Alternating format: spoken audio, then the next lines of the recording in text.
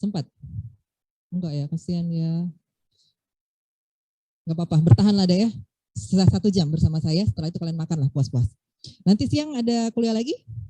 Oh ada. Oke, baik. Kuliah apa ya? Kuliah apa nanti siang? Histologi ya kalau nggak salah ya, sama dokter Soilia ya, kalau nggak salah. Oke.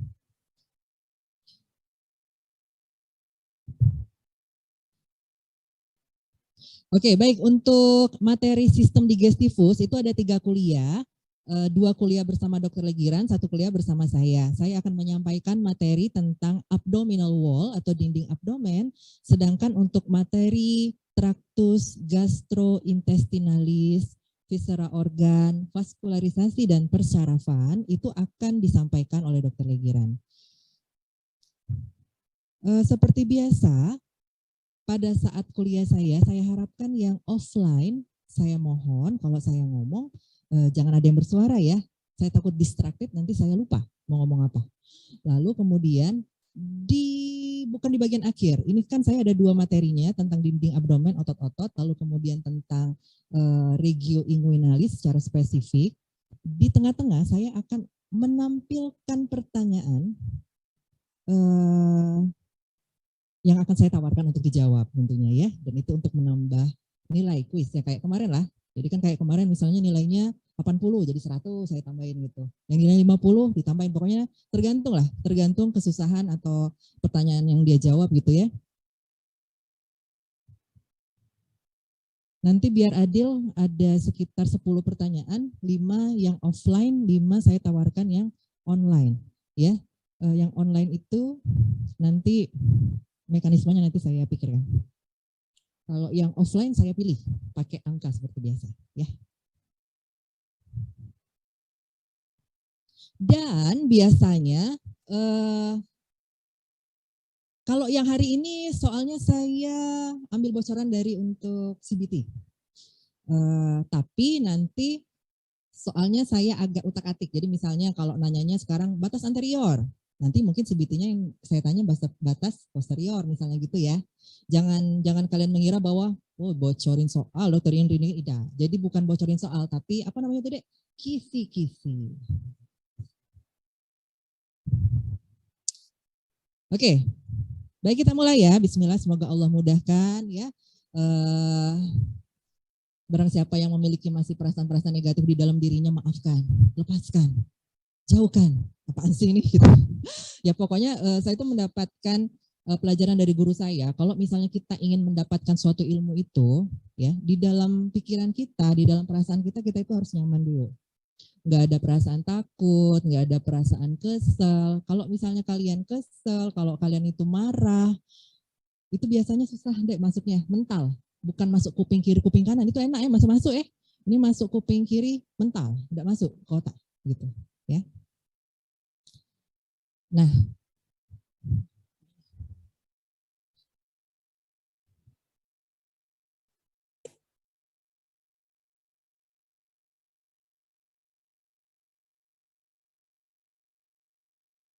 outline-nya yang akan kita pelajari kalau peritoneum dan peritoneal cavity dengan Dr. Legiran ya. Jadi saya sampai surface anatomy, muscular wall, dan inguinal region.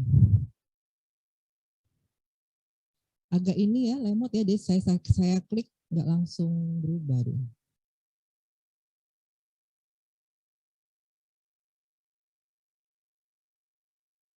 Oke, jadi nanti saya sekalian semi-semi lah, karena sebenarnya materi kuliah saya ini materi praktikum juga, jadi mungkin akan ada semi-semi kayak kita praktikum nanti hari Kamis ya. Nah cuman untuk hari Kamis itu, oh ya sebelum saya lupa, kalau ada yang mau bertanya ke saya, jadi bukannya saya nggak mau jawab. Dulu saya, dan bukan dulu, tapi biasanya saya itu sangat fast respon untuk menjawab WA. Tapi kemudian di dalam periode kehidupan saya kemudian agak berubah sedikit. Bukannya saya nggak mau balas WA, tapi saya pengen membangun suatu sistem lah ya. Jadi misalnya gini, kalian kan sudah ada koordinator ya, ketua atau apapun itulah. Ketua atau koordinator. Misalnya kalian ada ketua angkatan, terus misalnya setiap pelajaran ada koordinator lagi nggak? Oh nggak ada. Jadi ketua angkatan itu lah ngurusi kalian semua. semua, jadi dia semua. Jadi kalau kami dulu deh ada ketua angkatan itu kayak presiden, ya. Kemudian dia ada koordinator. Kalau kami dulu apa namanya ya? Aku lupa namanya apa. Tapi setiap pelajaran tuh ada koordinator lagi. Jadi dialah yang berhubungan dengan dosennya, gitu. Apapun itu. Nah, jadi kalau misalnya ada mau pertanyaan, dok, nanti kuliahnya di mana dok? Dok, minta materinya dok. Itu tolong sampaikan atau biarkan koordinatornya yang ngubungin saya. Ya, jadi nggak usah semuanya WA saya, gitu. Bukannya saya nggak mau balas, tapi saya menghargai posisi koordinator atau ketua. Ya, gitu. Apapun itu nanti silakan sampaikan melalui ketua. Kecuali kalau misalnya ada hal personal, oke, baru silakan WA saya, nggak apa-apa. Tapi kalau misalnya nanya jadwal, ini apa materi segala macam, silakan melalui koordinator aja ya. Oke. Nah ini bedanya adalah apa yang saya sampaikan di kuliah ini mungkin masih gambar-gambar aja, tapi nanti di hari Kamis kita akan preview ya, preview. Nanti kalau yang lab basahnya nanti di tanggal 6 Februari kalau nggak salah. Nah tapi nanti di hari Kamis itu video yang asli. Kalau yang ini masih gambar 2 dimensi. Tapi kalau yang hari Kamis video di seksi ya. Kita nggak bisa nge-lab langsung di seksi karena kalau yang lab di seksi itu kan mulai dari awal ya. Kalau sekarang kan yang kadaver itu sudah terbuka. Padahal kita kalau dinding abdomen itu dari awal banget dari kulit diseksinya per lapis gitu. Jadi kita nggak punya preparat yang benar-benar dari awal kayak gitu. Nggak ada sekarang yang sudah terbuka gitu. Oke, nah ini kalau adik-adik masih ingat, jadi kita ada bony landmarks around abdomen. Jadi gunanya adalah kalau misalnya kami nanti baik itu kuliah abdomen, kuliah pelvis atau trunkus, itu kami ngomong tentang batas-batas. Ada beberapa penanda di dalam tubuh kita atau untuk jangka panjangnya kalau kalian ketemu sama pasien, kan pasien itu kan nggak mungkin mana hatimu, mana heparmu, mana gastermu, kan nggak gitu kita ya. Kita kecuali kalau misalnya pakai ronsen, kita bisa langsung lihat. Nah, tapi kalau misalnya kalian sebagai dokter umum nggak langsung pasien datang, dok saya sakit perut sebelah kanan. Oke kita ronsen, nggak gitu. Tapi kan kita kan sebagai dokter, kita melakukan pemeriksaan fisik dulu. Nah untuk itu agar kita tahu organnya di mana atau perkiraan yang sakitnya di mana, kita harus tahu ada beberapa penanda di dalam tubuh pasien. Ya, pulang ini kalau yang ngekos silahkan sama temannya boleh. Kalau yang di rumah coba deh sama adik-adiknya boleh. Kalian cari ya apa yang saya sampaikan ini. Yang pertama adalah sipoid proses atau proses sipoideus. Ada yang masih ingat? Yang di sini ya? Apa yang di sini? Ayo yang di mana? Proses sipoideus.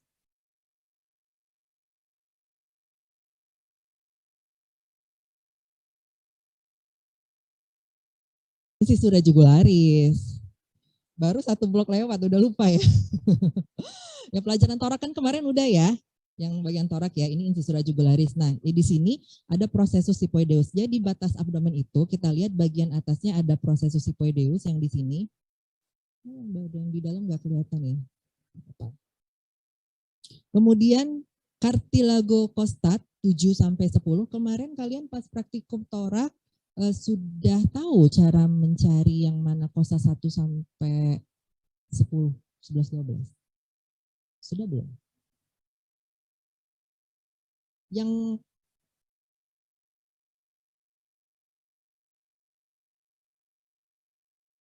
kalau belum atau kalau lupa nanti ingetin saya pas kita kan ada praktikum offline itu ada 2 kali.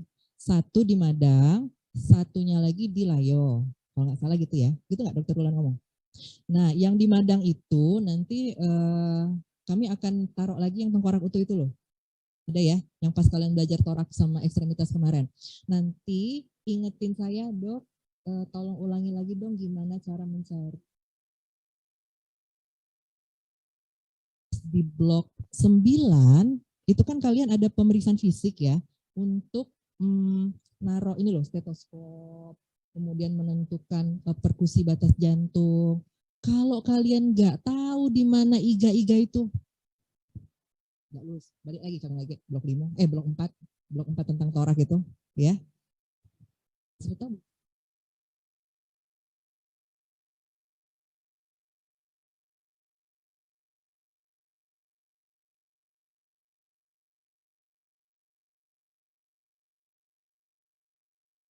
Jadi sebenarnya kalau paling gampang itu adalah kalau misalnya ini kan ada incisura jugularis ya di sini. Ini kelihatan nggak sih kursor saya? Nah di sini ada yang namanya apa sih namanya tuh? Aku lupa. Angulus terni ya yang menonjol. Jadi setelah incisura jugularis di bawahnya itu ada angulus terni yang menonjol juga, gitu. Atau mana udah krabo angulus terninya. Oke deh, cari klavikula deh. Ada enggak yang enggak katik klavikula? Maksudnya tuh yang enggak teraba klavikulanya, ada enggak? Teraba lah walaupun berlemak ya. Walaupun agak berlemak tetap teraba kok klavikula. Nah itu di bawah klavikula kita itu, boleh ya kalian meraba sendiri-sendiri. Di bawah klavikula kita itu, kalau lihat gambarnya itu kan langsung kosta 1. Langsung kosta 1. Nah, susuri ke bawahnya itu adalah apa namanya struktur antara kosta 1 dan kosta 2? Ingat ya? Apa namanya? Intercostalis apa? ICS singkatannya. Intercostalis space atau bahasa latinnya adalah spatium tulisannya spatium intercostalis. Ya. Nah, berarti kalau sudah ICS 2, ICS ini kemudian di bawahnya berarti kosta kedua. Gitu ya. Nah, sudah kosta kedua susurin lagi. Jadi kan dia itu kan kalau IGA itu kan pasti dia nonjol itu tulang. Kalau dia lekukan berarti ICS kan? Kalau lekukan lagi berarti dia kalau tonjol lagi berarti kostanya. Gitu ya cara ngitungnya ya. Berarti kalau misalnya kalian sudah ketemu, nah sudah mungkin kalian nggak kebayang kalau sekarang, nanti ingetin ya pas praktikum nanti kita di Madang ya. Harus tahu semua ya deh ya, agar nanti kita pas blok 9, kan nanti kan kalian langsung pakai probandus ke pas blok 9 itu. Nggak dikeluarin lagi tengkoraknya. Jadi mumpung kalian lagi anatomi, lihatlah tengkorak itu. Mana yang namanya kosta 1, kosta 2 kayak gitu. Baru nanti sudah itu kalian coba di badan temen gitu. Walaupun nanti di blok 9 sih ya, diajarin lagi. Oke. Ini kartilago 1 2 3 4 5 6 7 8 9 10 11 12 di belakang ya. Jadi yang bisa teraba adalah kosta 7 8 9 10 11 12 di belakang ya, cuman ujungnya aja. Kemudian vertebra lumbar 1 sampai lumbar 5 ada di mana? Di belakang. Nah, nanti pas belajar kolumna vertebralis, itu nanti sama dokter Ulan, pas praktikumnya cari itu. Cara mencari di tubuh juga nanti ingetin saya, sekalian nanti saya ajarin pada saat praktikum ya. Cara mencari di tubuh kita, vertebra lumbar 1, lumbar 5. Bocorannya adalah kalian cari pusar kalian, pusar, apa sih bahasa latinnya? Umbilicus, ya, umbilicus. Umbilicus itu dia sejajar dengan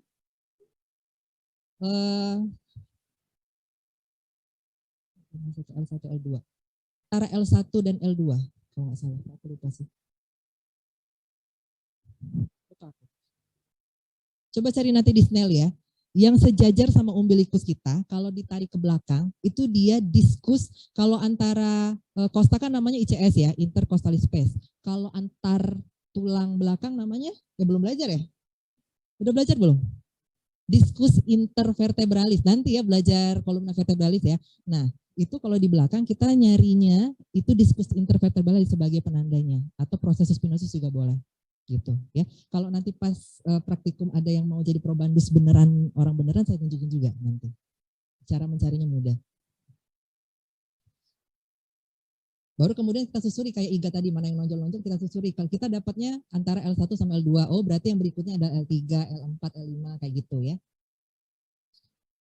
Kemudian ini saya ngajarin penanda dulu ya, penanda dulu agar nanti pada saat kita praktikum pas saya ngomong Crista iliaca, saya ngomong processus equadeus, itu udah tahu yang mana nanti ya. Kemudian Crista iliaca itu adalah tempat kita naruh ikat pinggang. Ikat pinggang. Ikat pinggang yang sebenarnya ya, bukan enggak tahu kalau zaman sekarang ikat pinggang taruh di bawah pusar ya enggak tahu ya. Ikat pinggang masih tetap di pinggang kan? Naruhnya?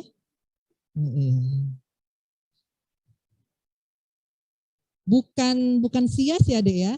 Di sini nah. Crista. Nanti kalian juga belajar kokse di blok ini.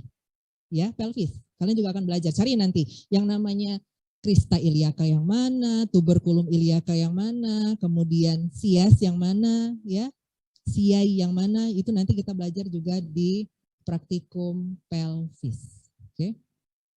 Jadi kalau yang semester ini banyak banget loh osteologinya itu sebagai penanda untuk kalian pemeriksaan fisik nanti ya, dan itu akan kalian pakai sampai kalian jadi dokter, jangan sampai lupa ya. Kemudian ligamentum inguinalis, kemudian tuberculum pubicum, crista pubicum ya, symphysis pubis, nanti kita lihat pada saat praktikum. Nah, itu semua bony landmarks yang ada di abdomen yang mesti kita ketahui. Kalau nanti pas kita praktikum di Madang nggak keluar tengkorak 2 itu, nanti kalian boleh ingetin ya. Kalau petugasnya lupa. Oke, nah ini nanti saya akan menyampaikan tentang regio pada abdomen.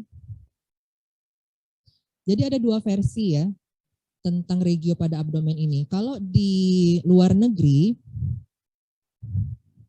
biasanya dia hanya membagi 4 regio abdomen aja kayak gini.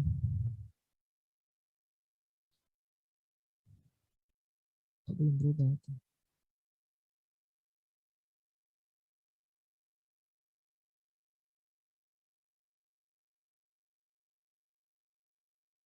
Ini aja berarti.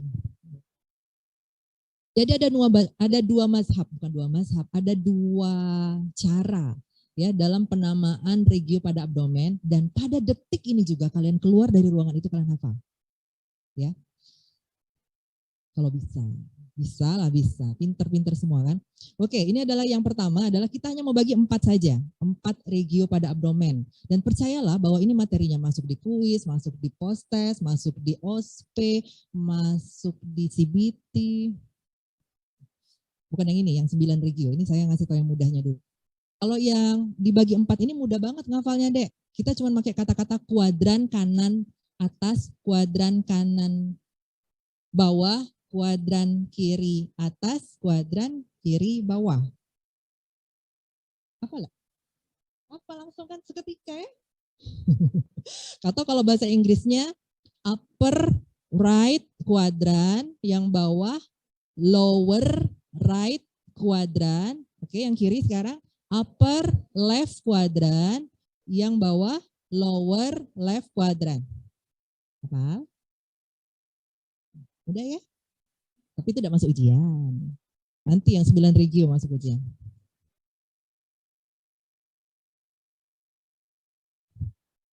Nanti ini silakan dibaca ya. Jadi ada proyeksi organ namanya, proyeksi organ. Jadi misalnya ada pasien yang mengeluh nyeri misalnya, dok saya nyerinya di sini. Oh berarti dia nyerinya di kuadran kanan atas misalnya gitu ya. Kita lihat, oh kemungkinan ada organ apa saja di situ. Oh ada intestinum tenue, ada liver, ada vesica velea atau gallbladder. Saya nanti campuran ya antara Latin dan bahasa Inggris ya. Dulu kami mewajibkan bahasa Latin, itu wajib. Tapi kita juga memperkenalkan terminologi dalam bahasa Inggris ya, karena di tahun berapa lah sudah belum masuk yang katanya global-globalan itu? Sudah masuk belum sekarang?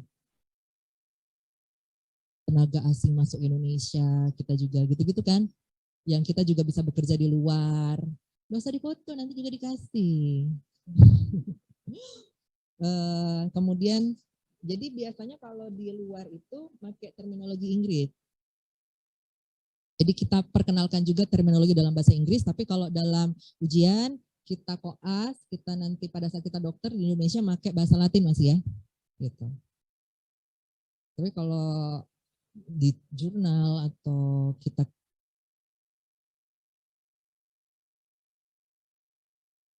small bowel itu intestinum tenue atau usus halus. Kemudian liver atau hepar, gallbladder atau vesica velea atau empedu, pylorus itu bagian dari gaster. Ini bagian kuadran kanan atas ya. Ada duodenum, sedikit ya duodenum. Kemudian kaput pankreas, kemudian ada juga bagian dari kolon ascendent dan transversum, ya, dan juga sedikit bagian ginjal, kidney. Kemudian di bagian kuadran kiri atas, ada apa ini? Kalian sebutin bahasa Latinnya. Nanti saya ini. Intestinum tenue ini Hepar, ini lien, oke. Ini stomach, gaster, oke. Pankreas sama ini dia kolon ya. Jadi kalau bahasa Inggrisnya splenic flexure of colon, berarti itu kolon. Kolon tapi bagian flexura splenicus atau flexura lienalis. Ya, ada suatu bagian dari kolon namanya flexura lienalis, organnya kolon gitu. Kemudian ini apa nih? Kolon descendant. Ya, tadi sama Dokter Legiran udah masuk traktus gastrointestinalis kan? Jadi kalau saya ngomongin udah hafal ya? Hah? Belum? Traktus gastrointestinalis mulai dari cavum oris sampai ke bawah udah diajarin kan tadi? Sudah. Oke, jadi ini maksudnya nggak asing lah kalau saya ngomong kayak gini dah ya. Bukan yang cak baru pertama kali kalian, podio itu gitu. Enggak kan? Ini apa nih? Left adrenal gland. Glandula adrenalis ya, atau supraadrenalis yang ada di atas ginjal yang kuliahnya Dokter Tri kemarin itu loh. Ini REM. Oke, itu yang di atas semua. Sekarang kita yang di bawah, right lower dan left lower quadrant. Yang di bagian kanan bawah, intestinum tenue, ini sama ya, cecum dan appendix. Terus colon ascendens, ini ren, ureter. Oke, yang left lower sebelah kiri bawah, intestinum tenue, colon sigmoideum. Oke. Colon descendens, ren, ureter. Oke, itu yang pakai kuadran ya. Jadi kalau pakai kuadran ini dia secara umum aja. Tentunya kita mesti lebih menduga-duga lagi organ apa yang di situ kalau dia sakit ya. Nah, sekarang kita lihat pembagian abdomen berdasarkan 9 regio yang selalu menjadi soal favoritnya Dokter Indri, baik itu post-test, OSPE maupun CBT.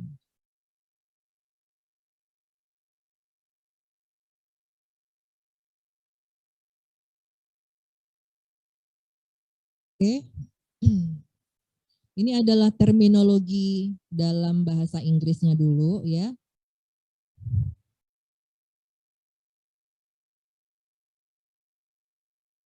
Kenapa beda kayak gitu?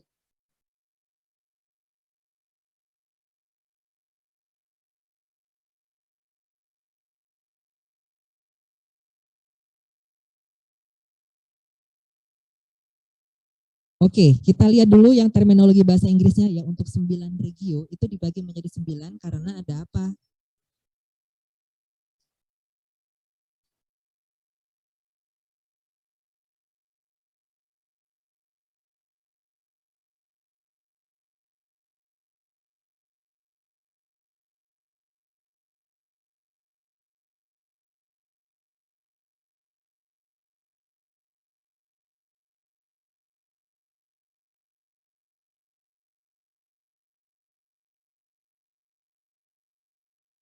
Oke, nah pembagian 9 regio ini kita mesti recall lagi ke materi blok 4 yang lalu. Kalau kalian belajar dinding torak, kalian masih ingat nggak ada yang namanya garis imajiner yang terdapat pada dinding torak?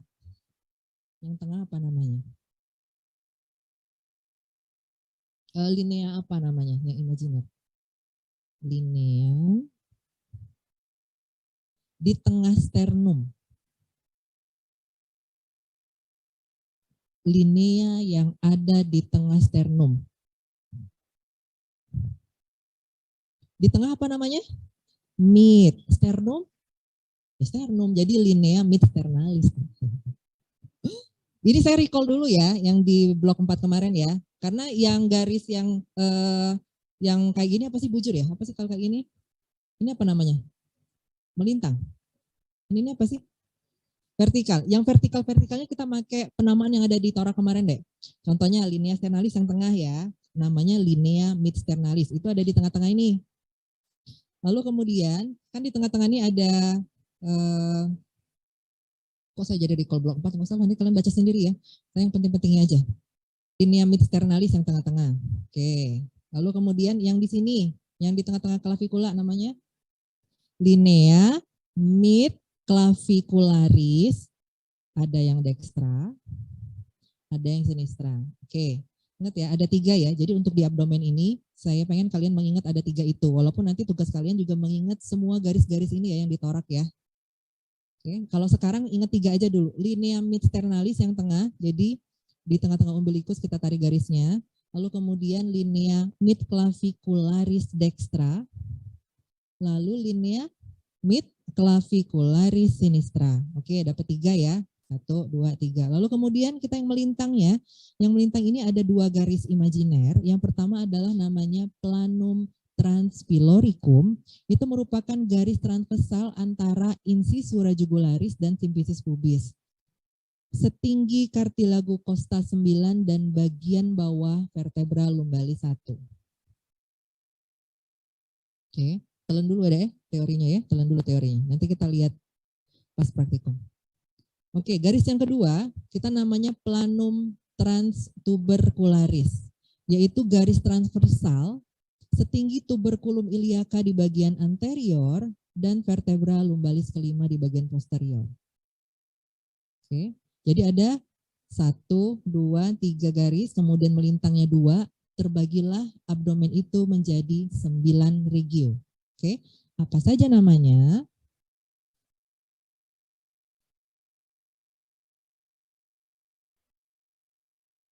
Oke, yang pertama adalah right hypochondriac region, kanan atas, atau bahasa latinnya adalah regio hypochondrium dextra.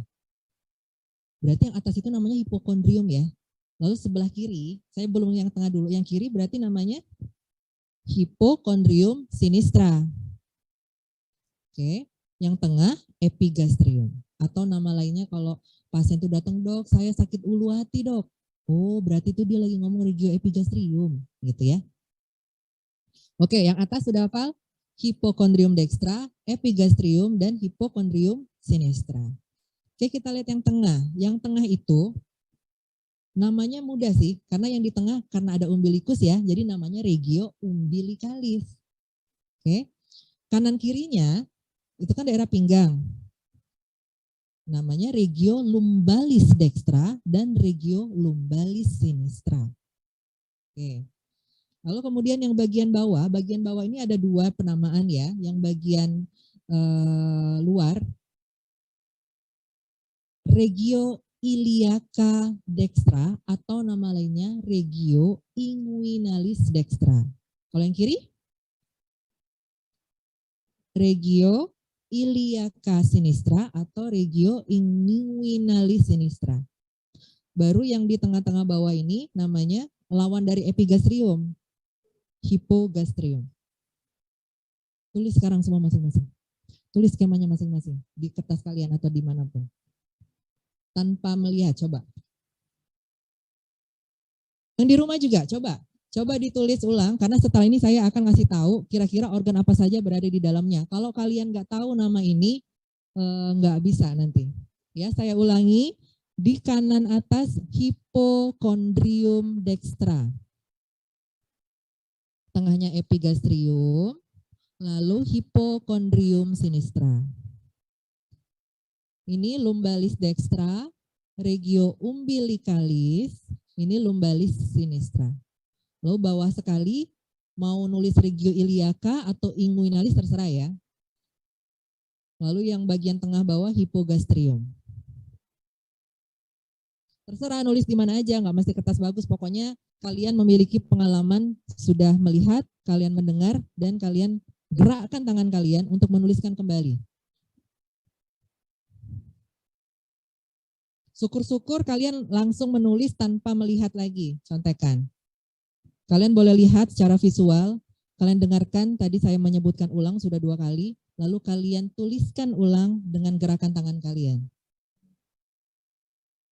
Yang kali ketiga saya ulangi, hypochondrium dextra, epigastrium, hypochondrium sinistra, lumbalis dextra, sambil melihat ininya ya, kursor, umbilicalis, lumbalis sinistra, iliaca dextra atau inguinalis dextra, hipogastrium, iliaca atau inguinalis sinistra. Sebenarnya ngapalnya itu cuma 6 deh ya, sikonya kan cuma kanan kiri aja. Itu juga mudah, umbilikus kan berarti umbilikalis. Terus yang atas ulu hati itu epigastrium, lawan epigastrium hipogastrium gitu. Sudah? Sudah semua? Secara cepat aja. Oke, udah ya. Nggak dikumpul, itu cuma pengalaman kalian untuk kinestetik aja. Oke, kita lanjutkan ke proyeksi organ di dalamnya. Oke, setelah kita bisa menyebutkan regio apa saja yang ada di abdomen, sekarang yang paling penting itu adalah bukan menyebutkannya. Ya, karena kita sebagai dokter adalah ketika pasien datang, mereka hanya bisa mengeluh, "Dok, aku sakit di sini, Dok. Dok, aku sakit di sini, Dok." Nah, masalahnya kita dokter itu kita harus menuliskan kan di rekam medik itu, nggak mungkin kita ngomong pasien menyebutkan dia nyeri di perutnya. Udah diketahui, wow, kamu nulisnya itu, ya. Apalagi kalau misalnya di bedah tuh harus di stase bedah itu benar-benar harus detail banget masalah topografi, penyakit dalam juga, ya. Atau misalnya kalian nanti udah jadi dokter umum di daerah, mau rujuk tuh dari puskesmas ke rumah sakit, nulis pasien datang dengan nyeri di ulu hati. Oh, diketahui deh kalian itu di rumah sakitnya ya. Lulusan mana ini katanya nulis kayak gini ya. Jadi kalian harus tahu nama topografi regio abdomen ya. Lalu kemudian setelah pasien itu mengeluh ke kita, "Dok, saya sakit di sini." Kita sebagai dokter sudah mulai berpikir ya, kira-kira nih pasien sakitnya apa gitu ya. Nah, untuk itu kita juga harus menghafalkan atau mengetahui kira-kira di balik dinding yang tersimpan itu, kan mata kita nggak ada X-ray-nya kan, gitu. Jadi kita hanya bisa mengetahui kira-kira di situ ada organ apa saja, ya. Nah, di hipokondrium dextra, boleh pegang sendiri masing-masing hipokondrium dextranya yang mana. Di hipokondrium dextraku itu ada hepar, ada pankreas, ya. Oh ya, saya lupa, nanti sebenarnya semua ini ada intestinum semua ya. Sebenarnya ada intestinum tenue semua, tapi nggak saya sebutin. Ya, semuanya ada intestinum tenue karena dia intestinum tenue itu sifatnya adalah mobile. Gitu. Oke, kalau yang saya tulisin di sini yang sudah pasti aja, yang sudah pasti banget gitu. Kemudian di hipokondrium sinistra, boleh pegang lagi hipokondrium sinistranya yang mana? Di situ ada gaster, ada apa lagi? Ada lien, ada pankreas. Pankreasnya cuma sedikit ya, di ujung kaput pankreas itu hanya sedikit di bagian hipokondrium sinistra. Karena dia dominan di epigastrium sama hipokondrium. Kemudian di epigastrium tuh di tengah deh, ulu hati. Kalau orang Palembang atau orang Indonesia ngomongnya, nyeri ulu hati. Itu namanya epigastrium. Ya, di bawah prosesus hipoideus, di situ ada hepar, gaster, pankreas, esofagus, dan kolon transversum. Lalu kemudian di bagian tengah ya, kita masuk ke bagian lumbalis. Di dextra ada kolon ascendens dan juga ada ren ya. Kemudian di bagian kiri berarti ada kolon descendens dan juga ren sinistra. Kalau di umbilikus, di umbilikalis kira-kira ada apa? Ada apa? Intestinum tenue itu pasti ada di semua ya. Apalagi kolon transversum, benar. Di umbilikalis dia masih ada pankreas juga, intestinum tenue dan kolon transversum. Kemudian di bawah iliaka atau inguinalis, di bagian dextra, tuh yang paling sering juga bagian dextra ini ya, pasien-pasien dengan keluhan nyeri yang amat sangat di perut kanan bawah, itu paling sering biasanya karena appendicitis ya, karena memang lokasi ileocecal junction dan appendix di iliaka, atau juga bisa kasus-kasus di bagian reproduksi ya. Jadi misalnya dia ada kista atau KIT, pokoknya kasus-kasus yang berkaitan dengan reproduksi, karena di situ juga ada ovarium kalau pada wanita gitu. Walaupun kalau pada wanita itu dia pokoknya di perut bawah, bisa di inguinalis, bisa di hipogastrium ya. Tapi kalau yang kanan sama kiri itu biasanya yang berhubungan kayak ovarium, tuba gitu. Nah, kemudian di bagian sinistra, inguinalis atau iliaca sinistra itu ada kolon sigmoideum, lalu bagian hipogastrium di bagian tengah. Ya, selain di situ kalau ya pasti intestinum tenue lagi-lagi. Kalau kalian pas ujian enggak tahu jawablah intestinum tenue pasti benar, harus kok jadilah gitu ya. Lalu kemudian hipogastrium itu ada vesica urinaria, ada ovarium pada wanita. Ada apa lagi ya? Kolon sigmoideum. Oh ya, ini iliaka atau inguinalis ini di bagian dextra ini ada cecum deh. Ada cecum juga. Cecum, ileocecal junction, appendix.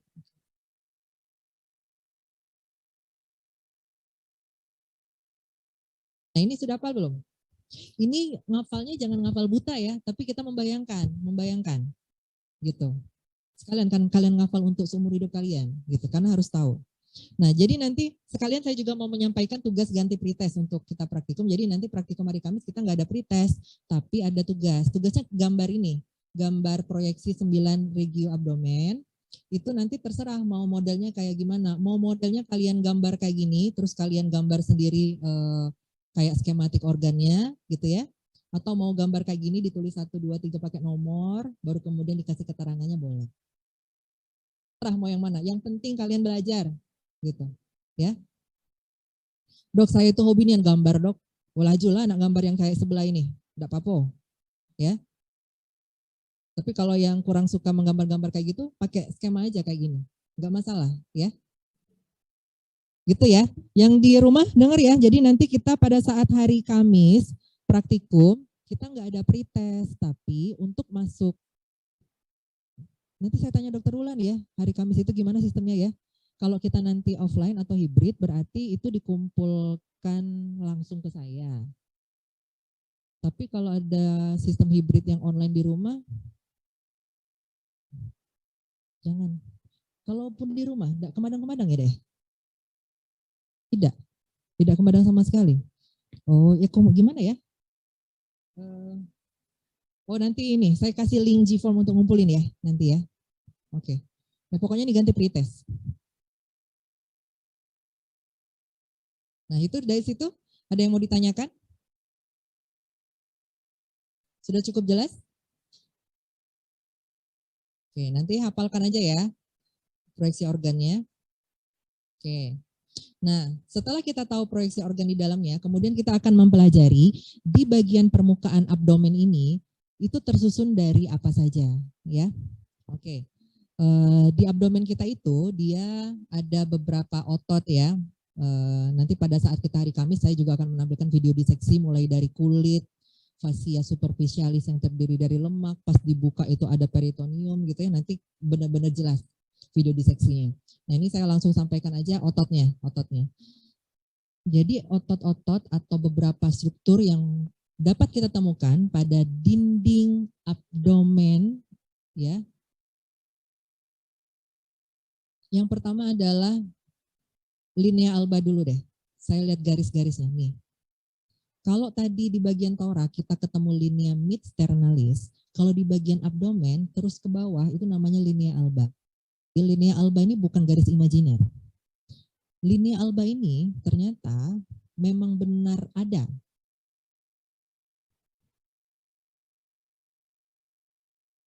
Linea alba ini dia berada di garis tengah terbentang dari processus sipoideus sampai ke symphysis pubis, di mana dia fungsinya adalah memisahkan musculus rectus abdominis kanan dan kiri, dan linea alba ini dia terbentuk dari gabungan aponeurosis dari 3 otot abdomen, yaitu gabungan dari otot aponeurosis, otot transversus abdominis, obliquus internus, dan obliquus externus. Nah, kalau di kadaver atau kalau di manusia yang sebenarnya itu kelihatan. Tapi kalau masih hidup, kelihatan nggak? Kalian pernah nggak melihat abdomen kalian di bagian depan? Kira-kira ada linea alba? Ada nggak yang perut kalian bergaris di depan? Tuh. Ada.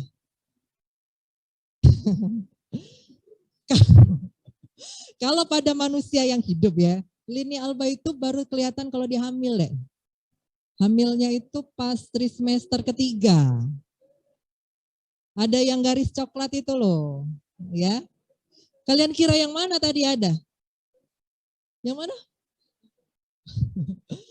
Kalau pada manusia yang ini, dia kelihatan yang warna coklat, itu pada ibu-ibu hamil trimester ketiga baru kelihatan. Itu linea alba, ya.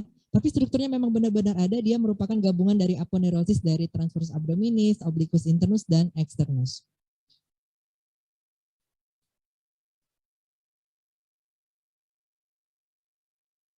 Kemudian selain linea alba, struktur lain adalah linea semilunaris ya. Linea semilunaris ini dia terletak di sepanjang lateral musculus rectus abdominis. Kalau ini bisa dibilang bukan imajiner sih, sebenarnya dia ada ya karena otot rectus abdominis itu nyata. Hanya saja dia baru terlihat kalau six pack. Kalau nggak six pack nggak kelihatan linea semilunarisnya ya. Kalau six pack ini linea semilunaris ini baru kelihatan dia dek terbentuk. Tapi kalau kita one pack, gimana one pack itu? Nggak kelihatan. Oke, lanjut ya. Berikutnya adalah linea arcuata. Linea arcuata ini adalah terletak di bagian bawah dari lamina posterior abdominis, terletak di antara umbilicus dan pubis. Kalau ini juga nggak kelihatan sih, tapi kira-kira posisinya ada di sini ya. Linea arcuata itu. Yang ini, kelihatan nggak kursornya? Kalau di struktur teorinya itu dia di bagian bawah dari lamina posterior dari transversus abdominalis. Ya. Nggak kelihatan deh, saya juga di kadaver nggak kelihatan. Gitu. Ya, cuman di snell aja kelihatannya itu. Kalau di kadaver nggak kelihatan lagi. Oke. Lalu kemudian ada ligamentum inguinalis ya. Ini saya sebutkan ini adalah penanda-penanda dulu ya. Ini namanya ligamentum inguinalis. Lihat kursor saya. Ini ya. Kelihatan kursornya? Nah ini ya namanya ligamentum inguinalis. Kenapa dia bisa bentuknya kayak gini? Karena ini merupakan batas bawah dari aponeurosis musculus obliquus externus yang menebal. Ya. Mulai dari sias sampai ke tuberculum pubicum. Ini namanya ligamentum inguinal. Kenapa ini harus tahu? Karena di atas ligamentum inguinal ini ada struktur namanya canalis inguinalis. Ya, itu nanti biasanya kalau kita stase di bedah itu kan kita biasanya milih pasien untuk ujian. Yang paling banyak kalau di bedah itu yang kita boleh koas itu adalah hernia. Nah itu biasanya kalau yang dapat kasus hernia itu anatomi tentang kanalis inguinalis ini itu benar-benar ngelotok banget deh. Itu yang ditanya Sindu. Kalau sekarang Dr. Marta kayaknya ya yang di gastrik itu. Kalau yang dapat stase bedah ujiannya hernia itu benar-benar harus tahu tentang kanalis inguinalis. Nanti kita bahas setelah ini batas-batasnya di mana, isinya apa aja gitu ya. Kenapa bisa terjadi hernia? Itu nggak akan kalian bisa jawab kalau kalian nggak paham tentang struktur anatomi kanalis inguinalis. Oke? Nah, di antara linea-linea yang ini itu satu masuk ujian. Nanti saya kasih contoh ya soalnya gimana. Oke. Proyeksi dinding regio sudah, kemudian lineanya sudah. Sekarang kita masuk ke ototnya. Oke. Nah, untuk lebih memudahkan, jadi kalau di bagian abdomen ini, otot itu terbagi menjadi dua ya, di bagian anterolateral dan di bagian posterior. Oke. Kita lihat di bagian anterolateral abdomen ada otot apa saja ya. Oh, ini layernya dulu ya, ini layer. Sorry. Belum masuk otot, layer dulu. Sorry. Jadi lapisan pada dinding abdomen itu bervariasi ya, tergantung dari sudut mana Anda memandangnya ya. Jadi misalnya gini, ini di bagian lateral. Urutannya adalah kulit, fascia superficialis yang terdiri dari jaringan lemak, kemudian fascia profunda yang warna hijau. Fascia profunda ini adalah fascia yang membungkus masing-masing otot. Jadi kalau misalnya dinding abdomen itu ada 4 ototnya, ya berarti setiap otot itu dia di muskularis. Namanya tergantung dari otot yang dia bungkus. Jadi misalnya yang membungkus otot transversus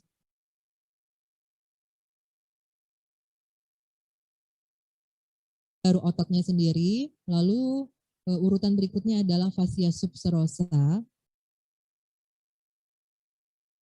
warna biru.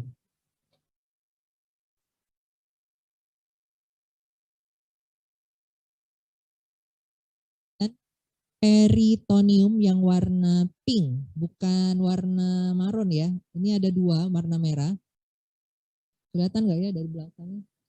Jadi dia tuh ada dua merah deh ya. Ada merah yang agak pink yang nempel di fascia subserosa, itu namanya peritonium parietal.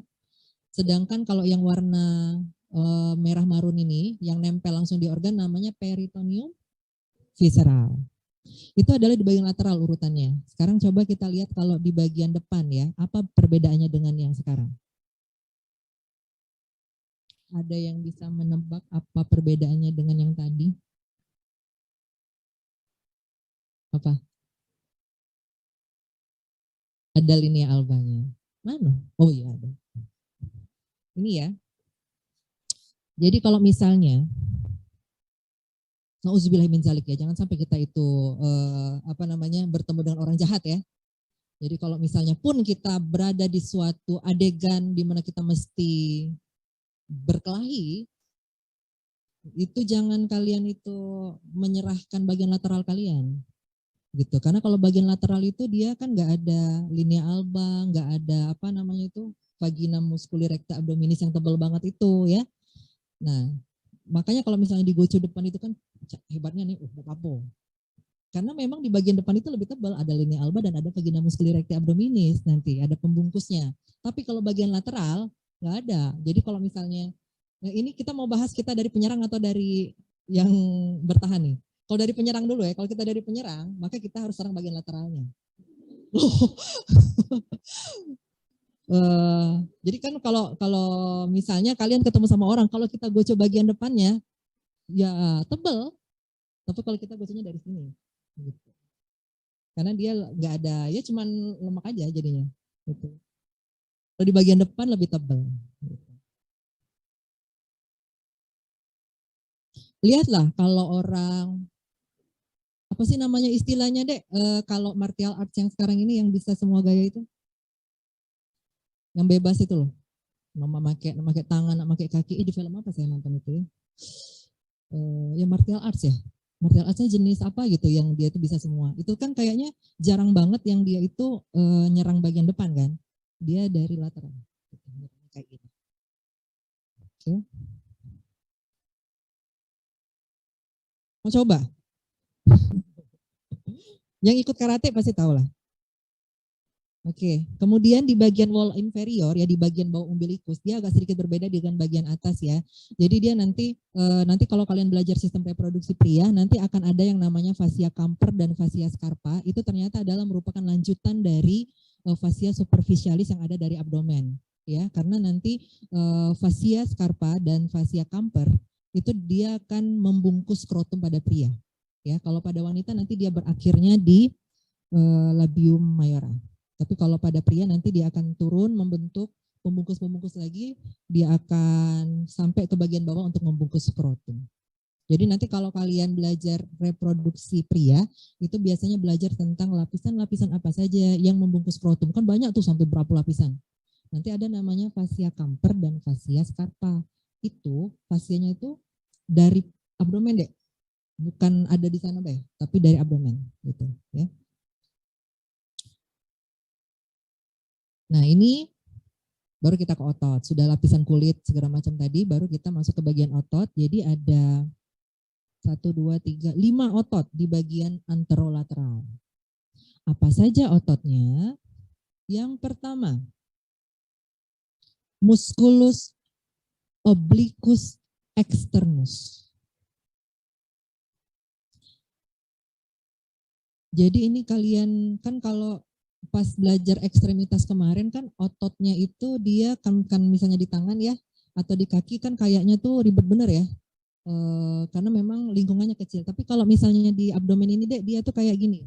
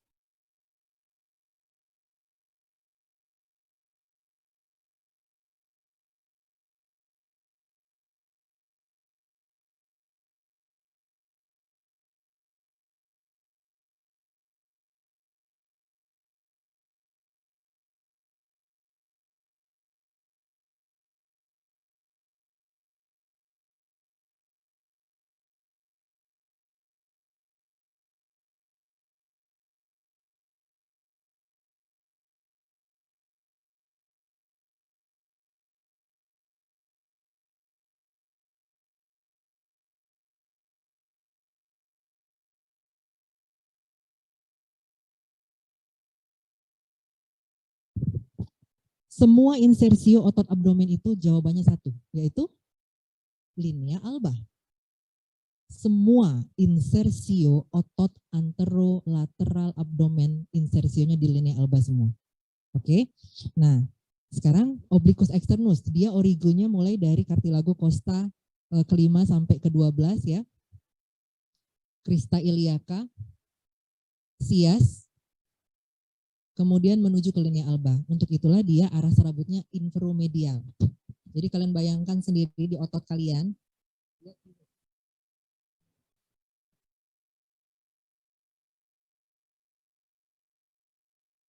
Origonya mulai dari ujung dari cartilago costa 5 sampai 12, crista iliaca menuju ke linea alba. Itu obliquus externus. Lalu kemudian di bagian bawahnya lagi, dia tuh kayak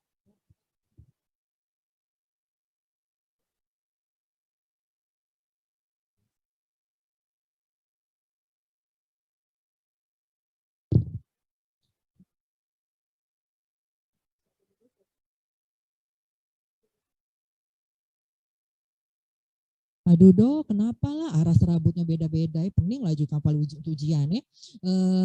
Coba kalian bayangkan kalau misalnya otot abdomen kita adalah sebagai pelindung juga ya dari organ-organ dalam kita. Kalau nggak ada organ pelindung yang sekuat itu, nanti organ dalam kita bisa keluar gitu. Maksudnya dia prolapsus. Nah, kenapa? Coba kalian secara logika aja, kalau misalnya arah serabutnya sama semua, misalnya melintang semua gitu, muter-muter gitu, atau lurus saja semua kayak gitu. Dibandingkan dengan yang kayak tadi, ada yang infromedial, ada yang supromedial. Obliquus internus itu dia ke atas deh. Dia karena origonya mulai dari fascia lumbalis, crista iliaca, crista pubicum menuju ke linea alba. Jadi dia ke atas kalau yang obliquus internus. Jadi sudah ke bawah, yang bagian dalamnya ke atas. Sudah itu bagian bawahnya lagi, transversus abdominis, dia transversal. Origonya dari fascia lumbalis bagian belakang menuju ke linea alba ke tengah. Nah, lah sudah miring, sudah ke bawah, ke pucuk, melintang pula ya. Bawahnya lagi kita lihat rectus abdominis dari atas ke bawah. Masya Allah ya, betapa Allah itu memberikan kita perlindungan yang luar biasa. Jadi kalau secara logika, itu sebenarnya perlindungan yang sangat sudah Allah siapkan ya untuk kita ya. Masalahnya manusia ini, otot ini kalau lemah, kalau misalnya ototnya nggak pernah dilatih, kira-kira lemah apa kuat? Lemah, ya. Jadi kalau misalnya otot abdomennya lemah, kira-kira fungsi perlindungan untuk organnya maksimal nggak? Enggak.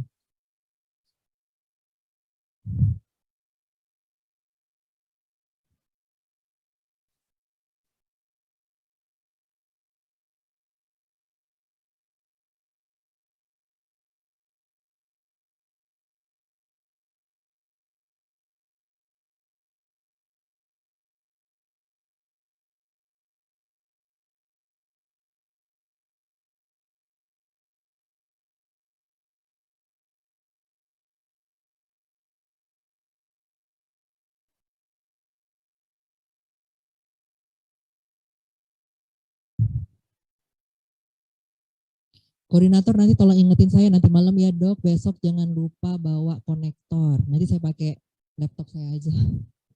Lampunya nih.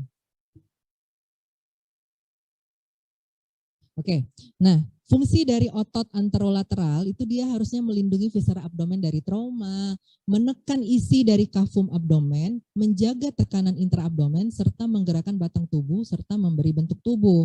Nah, kalau misalnya otot abdomennya itu lemah, maka dia kayak gini nanti. Nah, yang di depan tampil ya. Nah, kalau yang otot abdomennya kuat ya kayak gini. Tapi kalau misalnya nggak pernah dilatih, maka dia kayak gini. Ya, jadi semua organ visceranya itu, kemudian fascia superficialisnya itu bisa prolaps keluar kayak gini. Ya, nah tinggal kalian memilih mau yang mana. Gitu. Ada nggak yang sudah kayak gini perutnya? Ada? Ada nggak? Kalau masih umur kalian sih kayaknya masih ada faktor usia ya. Tapi jangan harap kalau kalian masih tetap mager di usia 30-an, jangan harapkan akan tetap seperti ini saudara-saudara. Ya. Biasanya akan sudah mulai terjadi penurunan fungsi itu di atas usia 30 atau 35 ya. Jadi jangan kalian kira orang-orang itu yang sakit atau misalnya bentuk badannya itu kayak gini di usia tuanya itu karena mereka pas tua nggak olahraga, enggak. Tapi justru dari muda. Jadi kalau misalnya kalian umurnya berapa sekarang? 18. Oh masih muda nih. Masih ada waktu sih sebenarnya ya, tapi jangan sampai terlena ya. Karena kalau saya dulu itu zaman kalian kuliah, saya itu termasuk yang rajin aerobik dulu. Rajin aerobik. Senam. Dari SMA, kuliah, saya jadi dokter, menikah. Pada saat menikah, hamil, punya anak, hamil, punya anak. Jadi saya itu istirahat olahraga 6 tahun. Dari 2007 punya anak sampai 2011 itu nggak pernah olahraga. Tabungan masih mudanya itu sirna.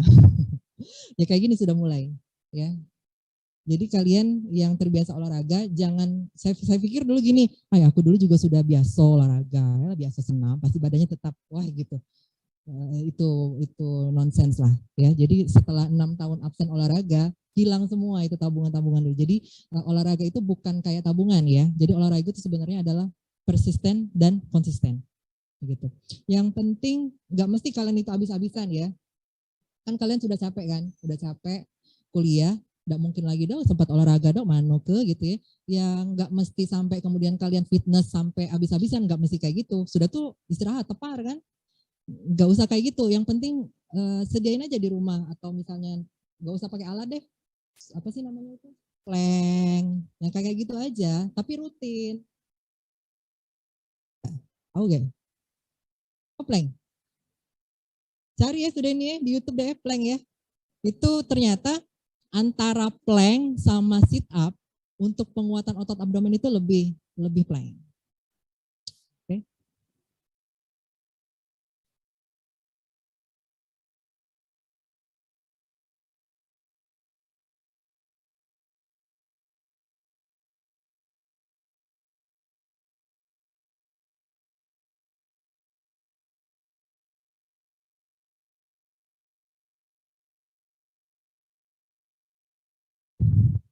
Oke, yang di rumah kalau belum tampil nggak apa-apa ya, soalnya saya mesti nunggunya nanti makan waktu karena agak lama dia tampil kalau di rumah ya. Oke, ini tadi adalah keterangan-keterangan dari musculus obliquus externus ya. Tadi saya langsung ke gambarnya, tapi keterangannya ada di sini. Nanti semua slide-nya saya bagikan, jangan khawatir, nggak usah catat juga nggak apa-apa. Full slide-nya saya akan kasih semua. Ini adalah origo insertio dari beberapa otot yang saya sebutkan tadi ya, mulai dari obliquus externus, internus, transversus abdominis, kemudian rectus abdominis ya, yang dimana kalau rectus abdominis ini dia kuat, maka akan terbentuk six pack di abdomen anterior kita. Ralat ya, rectus abdominis ini bukan dari atas ke bawah ya, dari bawah ke atas, sorry. Ya, karena dia origonya mulai dari symphysis pubis, crista pubicum, masuk ke processus hypoideus dan cartilago costa. Lalu kemudian ada otot yang kecil, namanya musculus pyramidalis. Jadi ini jarang terlihat ya, karena dia memang kecil banget ototnya di sini. Jadi walaupun kecil-kecil cabai rawit dia ini sangat besar sekali fungsinya. Jadi fungsinya adalah dia mengunci ya atau membuat tegang linea alba. Jadi sebenarnya kayak kunci dia ini. Dia terbentang dari crista pubicum dan masuk ke linea alba. Fungsinya adalah untuk menegangkan linea alba. Lalu kemudian itu adalah otot bagian anterior. Lalu kemudian di bagian anterior ini selain kita belajar tentang otot-otot abdomen, ada suatu struktur yang akan langsung kita temukan pada saat kita diseksi abdomen di bagian depan ya. Itu yang saya sebut-sebut dari tadi, namanya adalah rectus sheath atau vagina musculi recti abdominis ya. Kalau misalnya otot-otot yang lain namanya mudah deh, fascia muscularis saja. Misalnya fascia dari obliquus ya udah fascia muscularis obliquus externus gitu ya. Kalau intinya fascia muscularis yang lain tuh fascia muscularis biasa aja.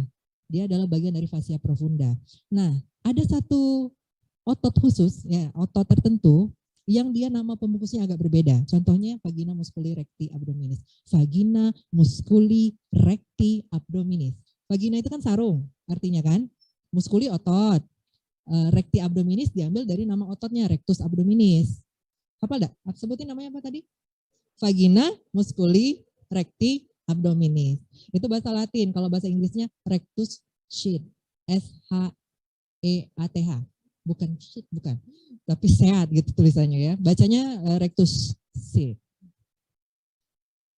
Di mana fungsi dari rectus sheath ini, dia membungkus dari rectus abdominis, kemudian dia merupakan gabungan ya fascia dari 3 lapis dari otot abdomen. Dan rectus sheath ini dia terbagi menjadi 2 lapis yaitu anterior dan posterior membungkus rectus abdominis. Nah ini juga merupakan salah satu soal favorit saya di CBT tentunya. Video ini ditanya ke ini. Coba kalian lihat baik-baik, di situ ada garis yang namanya linea arcuata ya. Jadi ternyata vagina musculi recti abdominis ini dia lapisannya itu agak sedikit berbeda tergantung dari ketinggiannya ya. Yang ini yang saya tunjuk ini dia merupakan lapisan vagina musculi recti abdominis di atas linea arcuata. Kalau ini di tengah-tengah, kalau ini di bawah linea arcuata. Nah, kalau kalian perhatikan baik-baik sebelum saya ngasih tahu jawabannya, adakah di sini yang mau ngasih tahu kita atau bisa menyimpulkan? Jangan menyimpulkan dulu. Menjelaskan masing-masing, jangan diborong ya, jangan diborong. Coba jelasin ke saya, hanya dengan melihat gambar ini saja, bagaimana susunan dari vagina musculi recti abdominis sesuai dengan ketinggiannya. Saya kasih contoh. Susunan vagina musculi recti abdominis yang terletak di atas linea arcuata adalah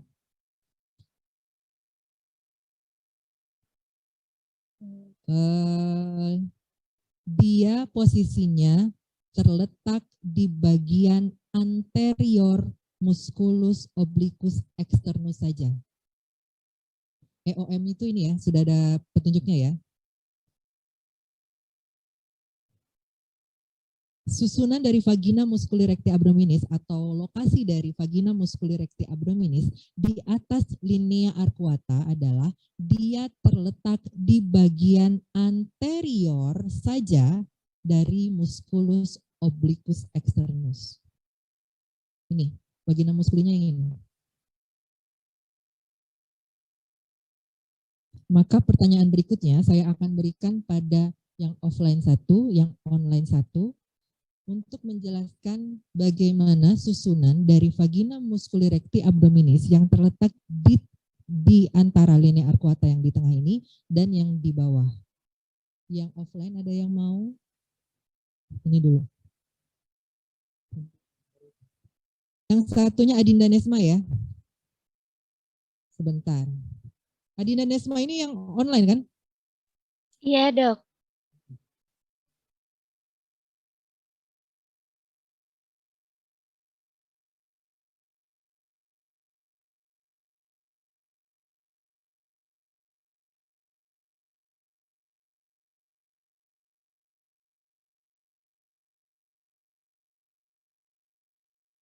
Siapa namanya? Grace? Kelas? Ujung NIM. 3 angka ujung NIM. 701. Oke. Grace mau menjelaskan yang di tengah atau yang di bawah? Oke, silakan Grace.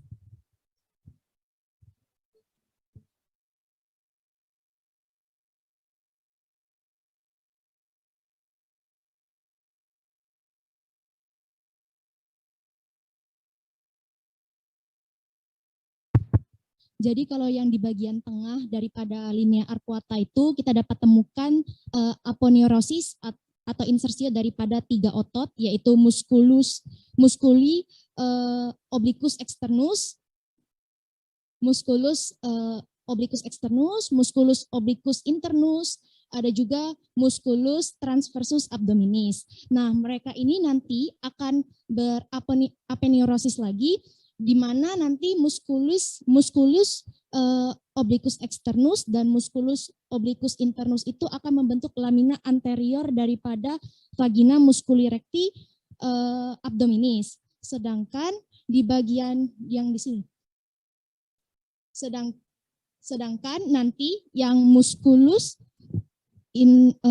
obliquus internus beserta dengan musculus transversus abdominis nanti akan beraponeurosis lagi membentuk lamina posterior daripada vagina musculi recti abdominis. Nah, sehingga keduanya ini kemudian akan bertemu lagi pada linea alba, Dok.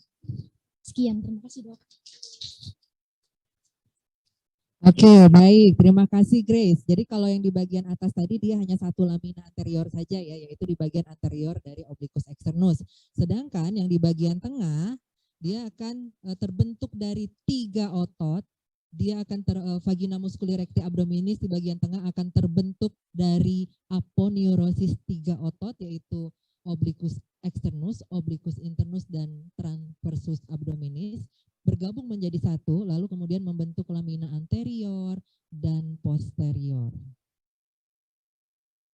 Baru bersatu di linea alba. Oke, Nesma, silakan Nesma untuk yang bagian bawah. Baik, Dok, terima kasih atas kesempatannya. Ini saya pakai anotasi, boleh, Dok? Oke, apa Jadi, pakai anotasi, Dok. Annotate, oke. Iya. Boleh. Jadi yang pertama itu ada kulit, terus di bawah kulit itu ada lemak, kemudian ini Dok ketutup sama kolom catnya Dok.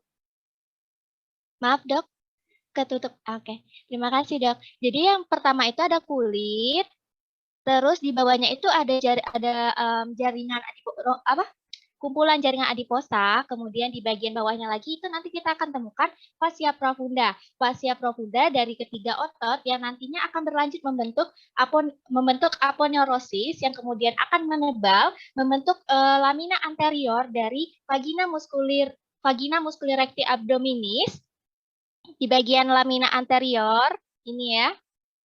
Dan kemudian akan berlanjut ke linea alba. Terima kasih, Dok.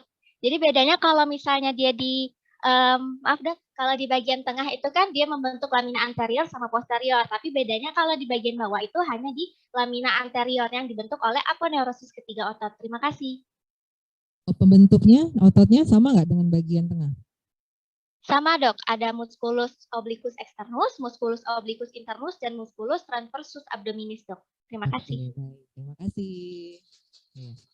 Jadi kuncinya adalah pertanyaannya biasanya ditanya otot membentuknya dari otot apa saja atau dia membentuk lamina apa ya, soalnya tuh kayak gitu. Oke, masalah otot, regio, otot, linea, fascia udah. Oh ya, satu lagi. Tadi kan kita sudah membahas tentang otot bagian anterior ya. Kemudian kita akan melihat otot bagian posterior. Di bagian posterior hanya ada 3 otot, yaitu psoas mayor.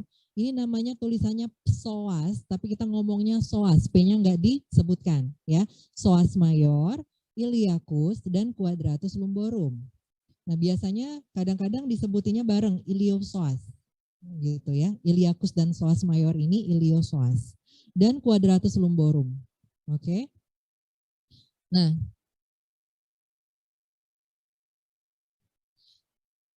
di klinis biasanya gini, kalau misalnya ada gangguan pada iliosoas, dia biasanya berhubungan dengan gangguan di bagian ginjal, ureter, cecum, appendix atau bagian organ lainnya yang terletak di bagian retroperitoneal ya. Nah, jadi kalau misalnya kita nanti di blok 9 kan kita akan belajar beberapa pemeriksaan ya deh ya. Nah salah satunya adalah iliosoas test namanya kayak gini. Jadi kalau misalnya pasiennya disuruh berposisi kayak gini ya, kemudian didorong dan dia merasakan nyeri, maka ada kemungkinan ada terjadi iritasi pada iliosoasnya. Nah kalau terjadi iritasi pada iliosoas atau iliosoas sign-nya positif, maka memungkinkan ada gangguan baik itu pada ginjal, ureter, cecum atau semua organ yang ada pada retroperitoneal. Apa Dok arti retroperitoneal? Sama Dokter Tri kemarin sudah belum? Organ-organ retroperitoneal itu maksudnya apa? Dan apa saja yang termasuk di organ retroperitoneal? Lalu kemudian ada juga kasus klinis yang namanya psoas abses ya. Jadi di bagian ototnya bisa terjadi abses gitu. Ini juga iliopsoasnya bisa positif nanti. Oke. Sebelum saya masuk ke bagian kanalis inguinalis ya, jadi untuk materi regio, linea, otot, Saya akan kasih contoh soal dulu, ya, biar nggak ngantuk.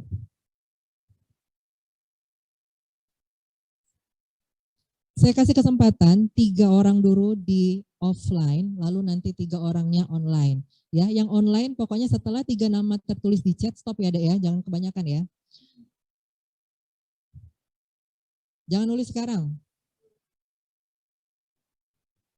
Saya yang offline dulu ya.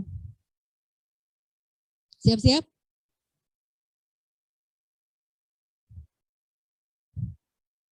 Oh enggak. Siapa yang mau dulu sebelum saya kasih tahu soalnya? Namanya siapa? Satu lagi? Yang belakang. Ya, yang itu ya. Ya kamu. Nah, yang satu dulu. Siapa namanya, Dek? Apa? Randini Murdiarti. Tri. Nim ujung? Ujung nim. Apa enggak? Ujung nim ya, 3 ujung. 3 angka di ujung nim. 079 kelas beta. Namanya siapa? Siapa? Khairan. Ho. 3 angka ujung NIM-nya? 639. 039 kelas alfa. Satu lagi yang kacamata pakai masker. Ya. Siapa?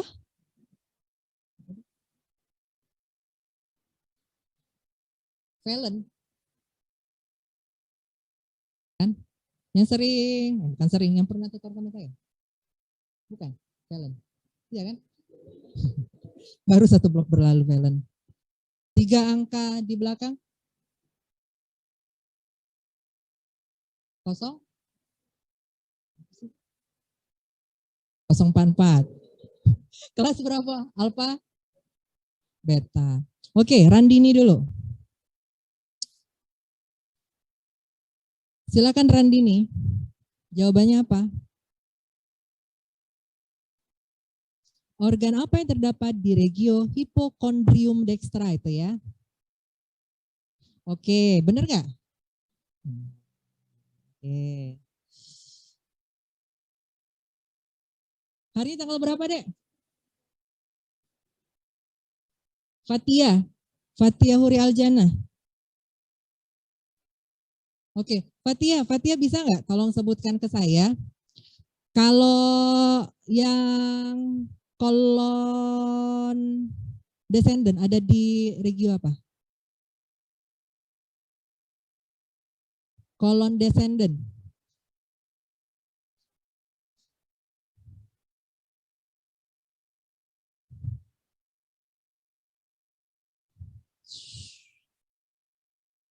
Regio Lumbalis Sinistra. Oke. Baik, sekarang ke Khairan ya. Jadi nanti kalau pas soalnya beneran dibolak-balik ya deh ya, dibolak-balik. Berarti tapi kayak gitulah tipenya. Oke, Khairan silakan.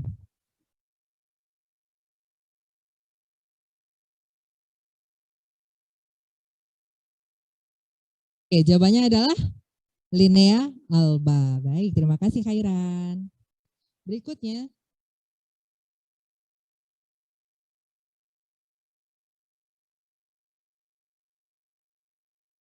Valen.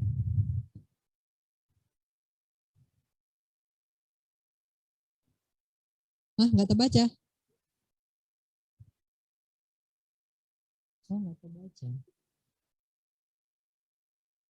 Pada orang tertentu, otot ini membentuk tendinous intersection prominent pada dinding anterior abdomen yang sering disebut six pack. Apa nama otot yang membentuknya? Apa? Musculus rectus abdominis. Oke, benar. Terima kasih, Valen. Baik, yang di rumah. Berapa ya? 1.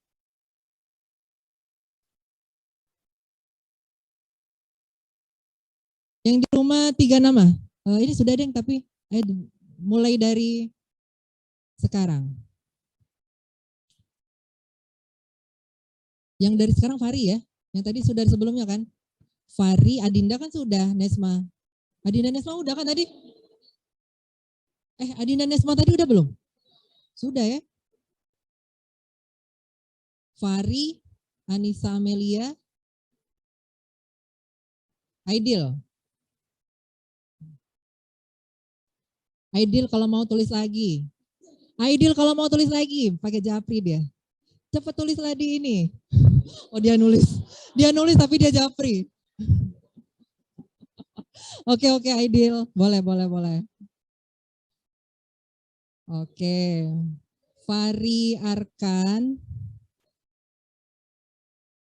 Anissa Amelia. Oke, baik. Sudah. Yang di rumah kalau saya suruh baru tulis ya. Baik, kita mulai kisi-kisi soal berikutnya. Untuk Fari dulu ya.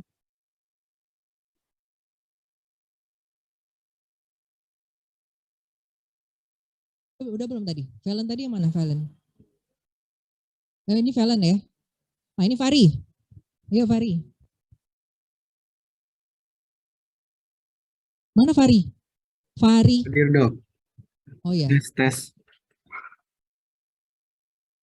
Apa jawabannya Fari? Itu ligamentum inguinalis bukan dok? Oh oke, benar. Merupakan batas bawah dari aponeurosis musculus obliquus externus yang menebal dan terletak mulai dari sias sampai tuberculum pubicum dinamakan ligamentum inguinalis. Oke, terima kasih Fari Arkan. Berikutnya Anissa Amelia. Ada Anissa Amelia? Ada dok. Oke, Anissa Amelia soal berikutnya. Dok maaf dok, ini tulisannya blur. Nah, lagi loading. Sudah muncul belum? Sudah dok, tapi tulisan soalnya blur dok, nggak bisa kebaca. Oh, gambar di atas menunjukkan gambaran vagina musculi recti abdominis setinggi apa? A. Di atas linea arcuata. B. Di bawah linea arcuata. C. Di atas processus hypoideus. D. Di bawah processus hypoideus. Dan E. Di daerah umbilicalis. Di bawah linea arcuata dokter.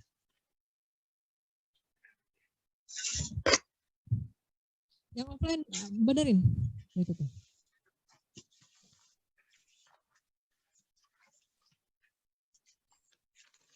Iya, jawabannya adalah yang E, Anissa. Di daerah umbilikalis ya, di bagian tengah karena dia membentuk lamina anterior dan posterior. Ya, nggak apa-apa, Anissa tetap dapat nilai.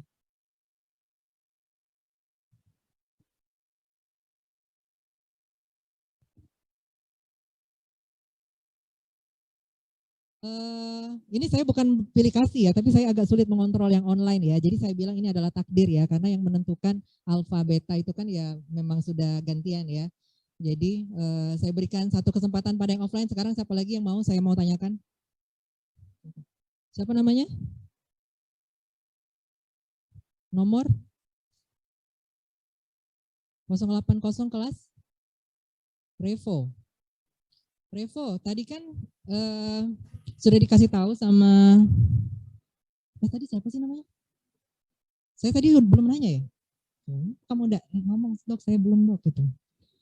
Misel nomor berapa tadi Misel?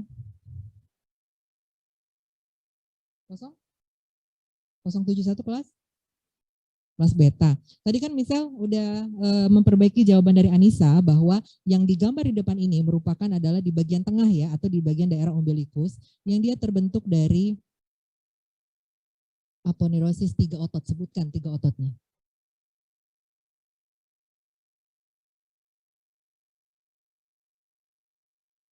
Musculus,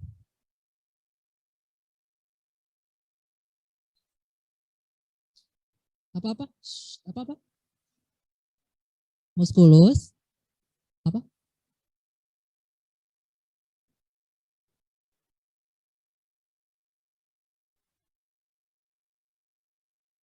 OE. Musculus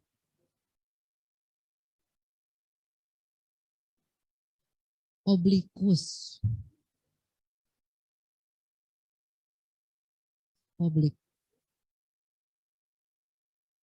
Ya jadi ada 3 otot ya yang membentuknya, yaitu musculus. Jadi kalau kalian mau pakai bahasa Latin, bahasa Latin. Kalau mau pakai bahasa Inggris, bahasa Inggris. Kalau bahasa Latin berarti dia musculus obliquus externus, musculus obliquus internus, dan musculus transversus abdominalis. Tapi kalau mau pakai terminologi bahasa Inggris berarti external oblique muscle, internal oblique muscle, sama transversus apa ya kalau bahasa Inggrisnya tadi? Abdomen transversus muscle ya, gitu lah. Oke, baik. Ada yang belum ya tadi?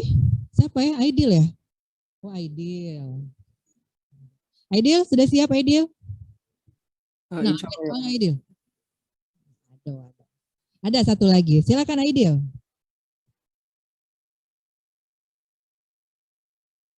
Boleh dibacain nggak dok? Itu soalnya blur nggak jelas gitu dok di. Oh, oke. Dinding anterior abdomen tersusun dari beberapa lapis otot yang tersusun dengan arah yang berbeda-beda. Otot apa yang terletak paling luar, yang arah seratnya tersusun inferomedial dan berinsersio di linea alba? Otot apa namanya, Aidil? Kalau nggak salah B bukan dok? Musculus Apa? oblique externus. Apa jawabannya? B, musculus oblique externus. Musculus obliquus externus. Oke, benar sekali. Terima kasih, Aidil. Mau lagi? Satu lagi ya. Siapa yang mau? Ini. Udah duluan. Kacamata yang pakai masker hijau. Namanya siapa, Dek? Hah? Siapa? Iren. Iren, 3 angka. 0, 7, 5. Kelas? Beta. Oke. Pertanyaan untuk Iren adalah,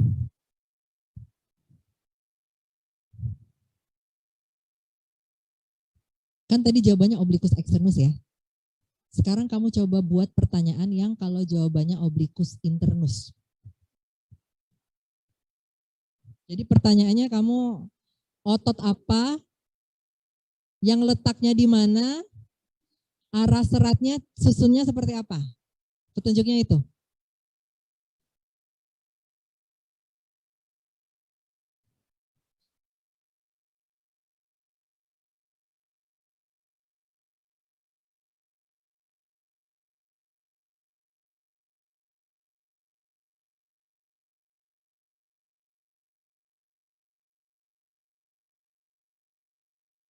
Di mana Iren?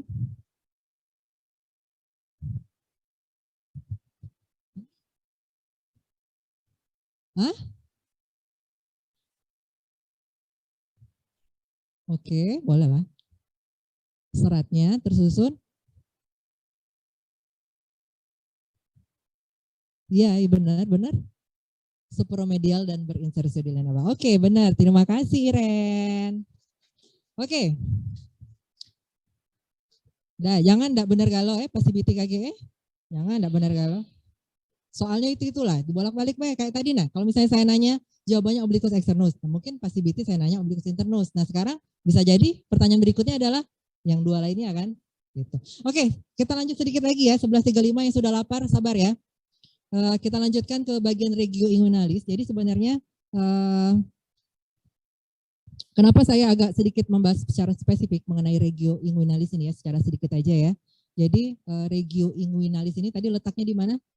Di bagian perut bawah ya, ada yang di bagian dekstra maupun di bagian sinistra. Nah, di regio inguinalis ini ada suatu struktur namanya canalis inguinalis yang letaknya itu di bagian atas ligamentum inguinal. Tadi semua sudah tahu yang mana ligamentum inguinal ya? Yang di sini ya. Nah, di atasnya itu ada canalis inguinalis. Kalau ligamentum itu kan kayak tali. Kalau canalis itu artinya apa?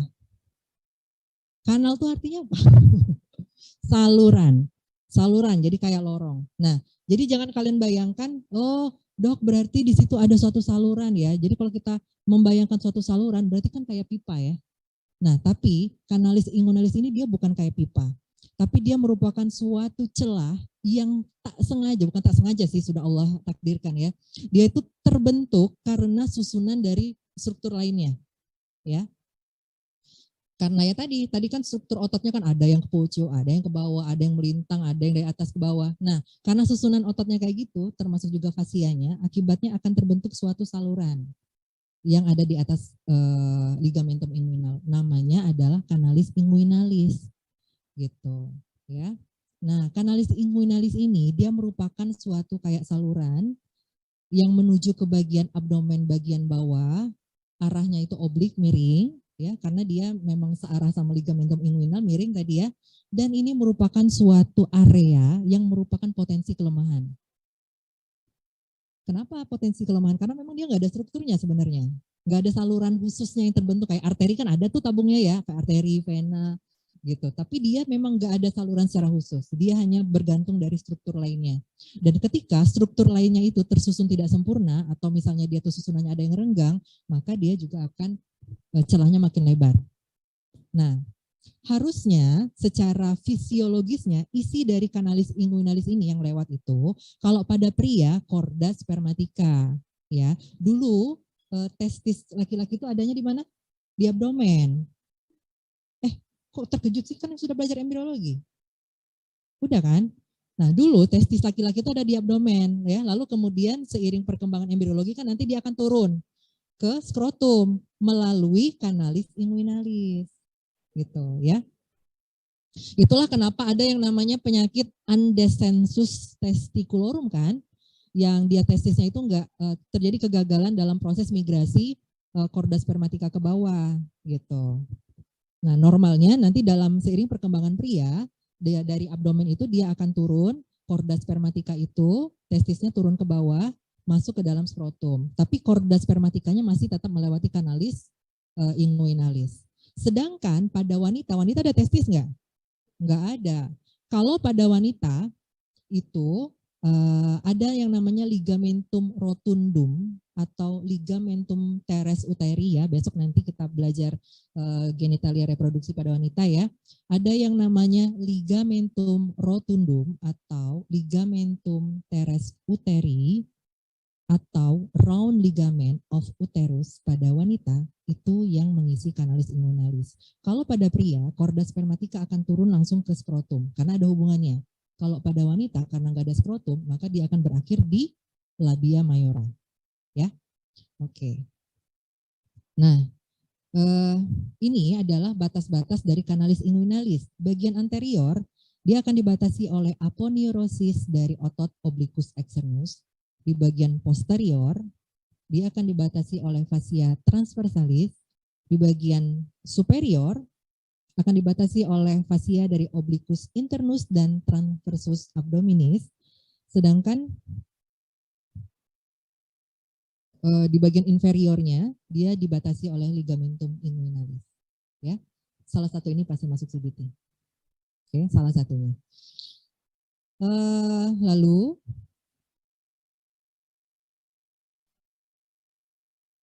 saya lihatin gambarnya aja ya. Nah ini. Nah tadi penjelasan teorinya tadi di bagian kanalis inguinalis ini dia ada dua cincin ya. Maksud dua cincin itu adalah dua pintu ya. Ini bisa dimasukin tangan oleh pemeriksa, oleh dokternya ya untuk memeriksa gitu.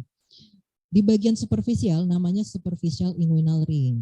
Nanti di bagian dalam ini ada bagian profunda ya. Nah kalau terjadi hernia, isi hernia itu kan dia usus ya, intestinum tenue biasanya ya. Dia nanti biasa akan keluar dari sini, dari abdomen, masuk ke kanalis inguinalis. Nah tergantung, kalau misalnya dia keluarnya di bagian dalam, yaitu di deep inguinal ring, dia biasanya hernianya cuman sampai hernia femoralis saja.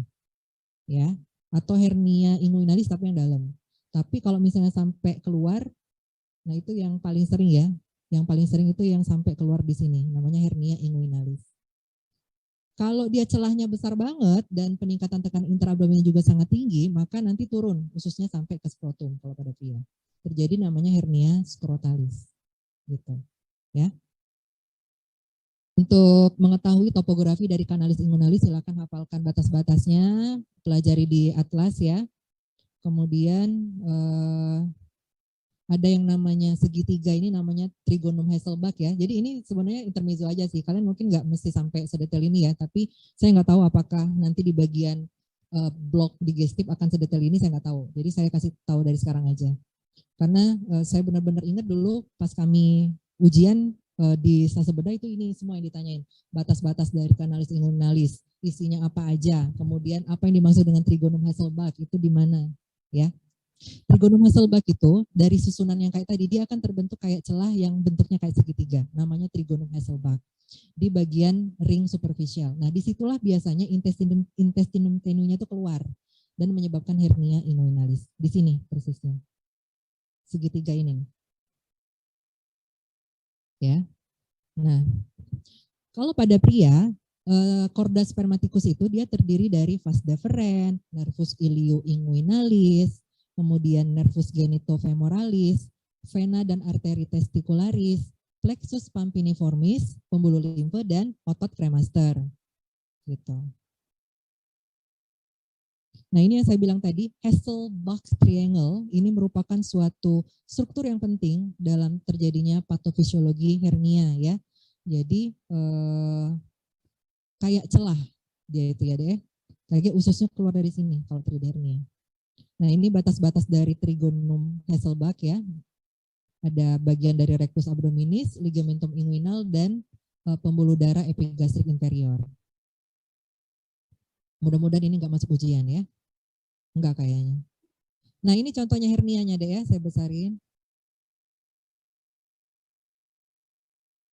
Kelihatan nggak? Nah dia akan keluar dari trigonum Hasselbalch ini. Ya. Normalnya nggak akan terjadi kayak gini. Kalau misalnya dia strukturnya kuat dan juga struktur berlapis-lapisnya itu rapat ya. Tapi pada sebagian orang biasanya dia agak lebih renggang ya. Dan ditetuskan oleh peningkatan tekanan intraabdomen. Apa saja sih hal-hal yang dapat meningkatkan tekanan intraabdomen? Biasanya pada batuk yang agak lebay ya, atau misalnya pada orang yang dia batuk kronis, dia sering batuk-batuk, kan batuk itu dia meningkatkan tekanan intraabdomen ya. Nah tapi ada beberapa batuk yang kayak pas zaman corona kemarin itu kan ada batuknya itu sampai seminggu, sampai 3 bulan kan. Nah itu sangat rentan banget ya. Misalnya pada penyakit pertusis, nah itu batuknya itu yang memang sampai perut, sakit perut gitu. Berarti itu tekanan intraabdomennya sangat meningkat. Atau pada gerakan angkat besi yang keliru. Yang cowok-cowok kalau yang suka fitness kan biasanya diajarin pernafasan ya sama coachnya itu. Itu kalau salah nafas itu bisa menyebabkan hernia ya deh ya, jadi hati-hati.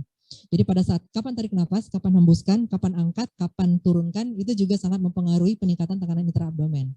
Oke? Atau misalnya ada juga hernia itu disebabkan oleh karena kita pernah operasi di bagian daerah perut. Jadi misalnya dulu pernah operasi usus buntu. Nah, di tempat operasinya itu bisa aja terjadi hernia. Itu namanya hernia insisional.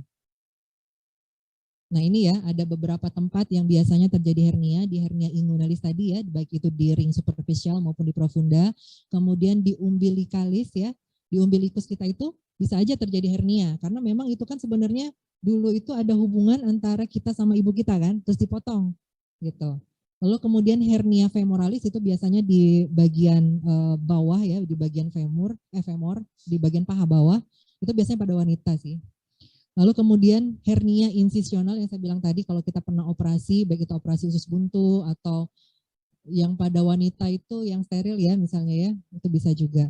Nah ini ada beberapa lokasi hernia yang amat sangat jarang terjadi ya, yaitu hernia berulang.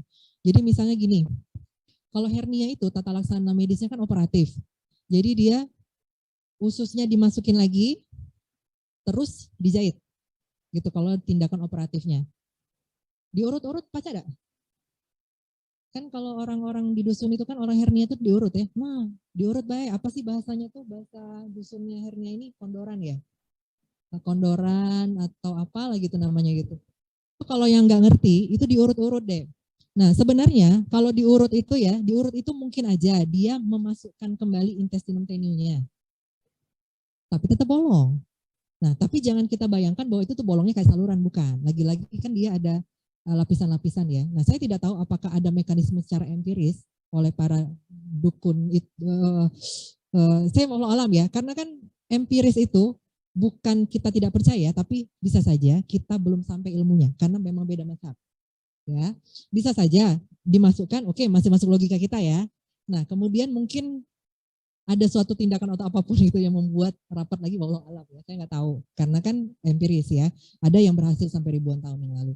Nah, tapi kalau kita, karena kita membicarakan secara medis, tadi kan bolong tuh ada celah, kita masukin, celahnya tetap ada, ya udah tinggal dijahit aja gitu ya. Nah, tapi kalau misalnya tindakan operatifnya itu salah, keliru, atau misalnya benangnya putus atau gimana lah ya, baru belajar misalnya residennya gitu kan ya, oh nah pendeknya benangnya, sudah takut kena marah seniornya, sudahlah tutup aja misalnya kayak gitu kan ya, nauzubillah min dzalik.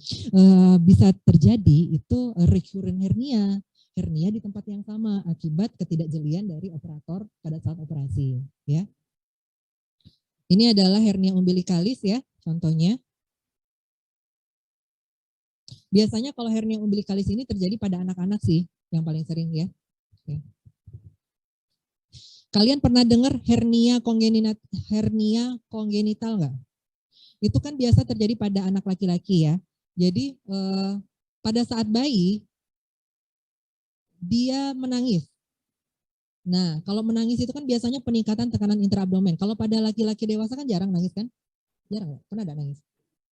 Jarang, tapi pernah. Iyalah gitu ya. Terbuat dari apa hatimu kalau kau tak pernah menangis? Tapi kalau laki-laki dewasa, dia nangisnya kan nggak mungkin teriak-teriak kan. Nah, kalau pada anak-anak, baik laki-laki maupun perempuan, kalau dia nangis pasti teriak-teriak. Nah, itu akan meningkatkan tekanan intraabdomen. Kalau yang dia itu memiliki hernia dari sejak lahir, biasanya kalau pada anak laki-laki, dia gejalanya testisnya besar sebelah. Jadi kalau pas nangis, tapi anehnya itu adalah ketika dia nangis aja. Jadi ibunya tuh bilang gini, ngapo lah yo bayi aku kalau nangis besar sebelah testisnya. Tapi sudah itu tidak nangis hilang. Kalau tidak nangis hilang. Nah, kalau kayak gitu, kalau dia benar-benar pasti ya melihat itu bukan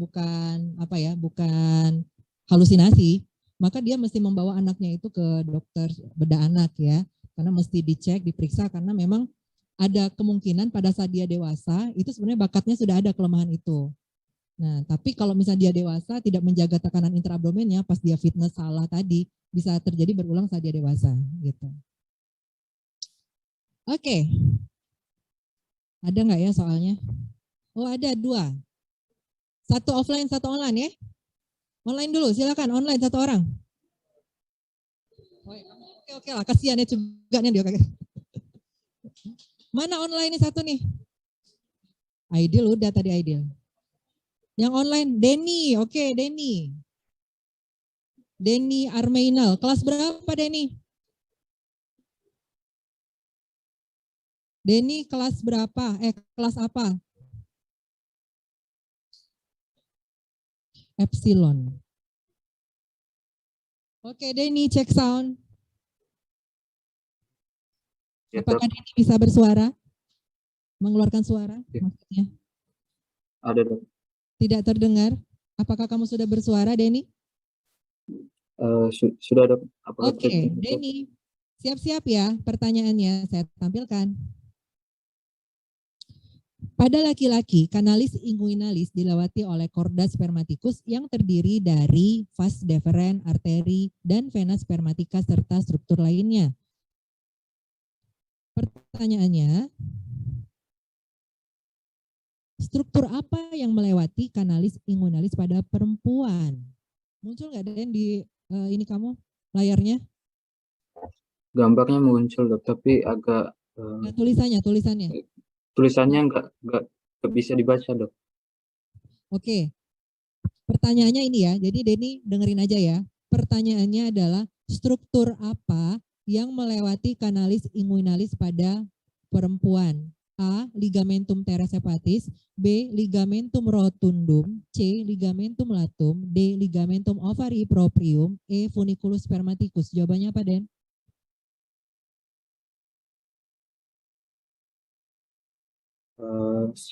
Sepertinya yang D. Gini, kalau kamu tidak jelas membacanya, kamu jawab aja langsung ya. Struktur apa yang melewati kanalis inguinalis pada perempuan? Langsung dijawab aja, nggak usah pakai pilihan. Oh ya, ligamentum ovari capuna. Oh, salah, bukan ligamentum ovari proprium. Oh, terlalu bareng ya, bingung saya. Online, kan online. Silakan yang online satu lagi bantu yuk, bantu Denny yuk. Jawabannya bukan ligamentum ovari proprium ya. Yang online, Anissa Lutfia udah belum tadi? Oh, tadi Anissa Amelia. Belum, Dok. Anissa Lutfia kelas apa? Kelas gamma. Kelas gamma. Apa jawabannya Anissa? Jawabannya ron ligamen. Dok. Apa? Yang B. Apa? Dibacain ligamentum apa? Ligamentum ron itu, Dok. Ligamentum rotundum ya, atau round ligament. Oke, baik. Terima kasih. Terima kasih, Anissa. Dok. Siapa kita tadi? Siapa? Ratu.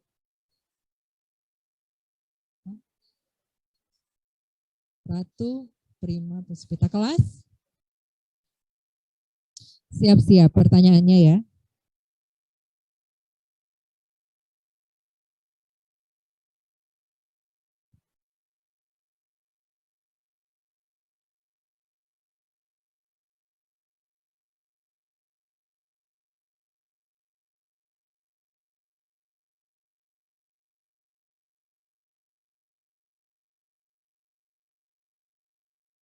Aponeurosis musculus obliquus externus. Oke.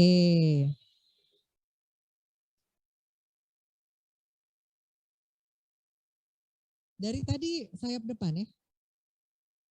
Sayap belakang. Saya berikan kesempatan ke sayap ini belakang. Satu orang. Silakan. Ya, silakan di rombongan-rombongan belakang. Yang kiri saya belakang. Ini sudah. Ada yang mau? Oke, silakan. Siapa namanya? Siapa, Dek?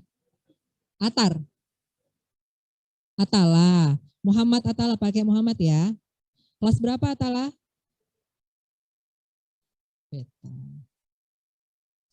Oke, Atala, dari pertanyaan yang ini, yang mau saya tanyakan adalah, coba buat pertanyaan yang jawabannya ligamentum inguinalis.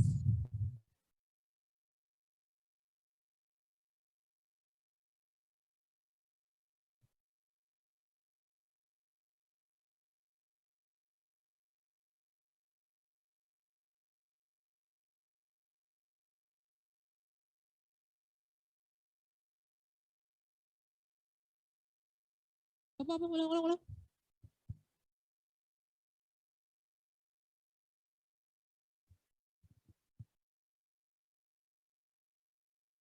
Bisa pakai menempati gini aja gitu ya. Yang merupakan batas bawah atau inferior dari kanalis inguinalis adalah jawabannya ligamentum inguinalis. Baik, terima kasih Atala. Oke. Baik adik-adik, alhamdulillah ya kuliah kita hari ini sudah selesai. Masya Allah ya. Ada pertanyaan? Kalau ada pertanyaan nanti simpan dulu aja ya. Ini sudah waktunya lewat saya. Besok nanti ketemu sama saya lagi untuk materi genitalia pada wanita. Bener gak? Di jadwal ya. Besok di jam 9.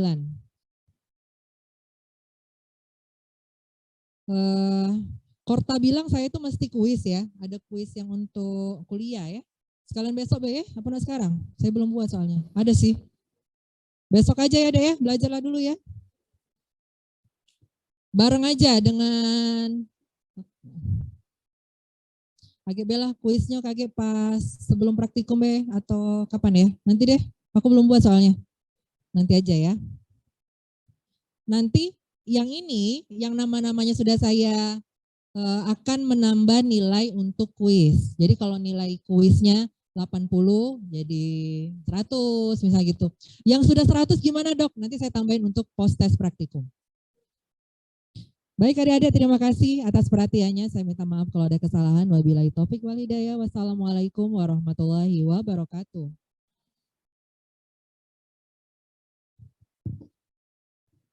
Waalaikumsalam warahmatullahi wabarakatuh. Terima kasih, Dok. Terima kasih.